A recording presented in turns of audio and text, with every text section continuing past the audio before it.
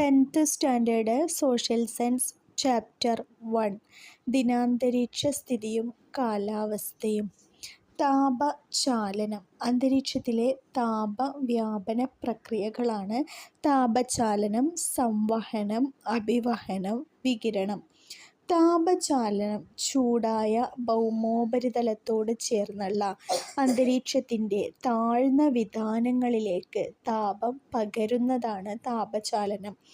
സംവഹനം ഭൂമിയോടടുത്ത അന്തരീക്ഷവായു ചൂടുപിടിച്ച് വികസിച്ച് മുകളിലേക്കുയർന്ന് കൂടുതൽ ഉയരങ്ങളിലേക്ക് താപം വ്യാപിക്കുന്നത് സംവഹനം. അഭിവഹനം കാറ്റിലൂടെ തിരശ്ചീനതലത്തിൽ താപം വ്യാപിക്കുന്നത് അഭിവഹനം.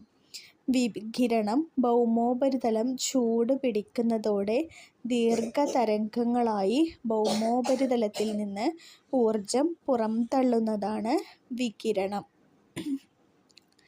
ഹ്രസ്വതരംഗങ്ങളും ദീർഘതരംഗങ്ങളും.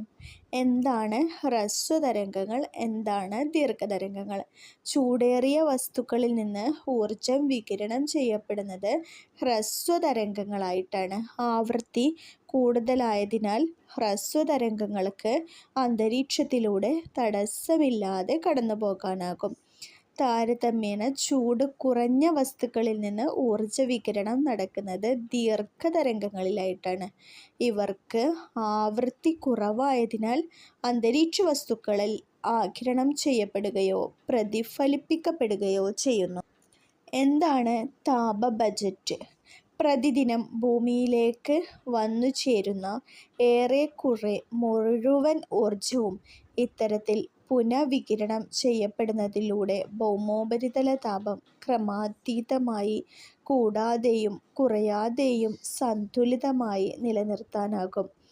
ഈ താപസന്തുലന പ്രക്രിയയെ ഭൂമിയുടെ താപ ബജറ്റ് എന്ന് വിളിക്കുന്നു.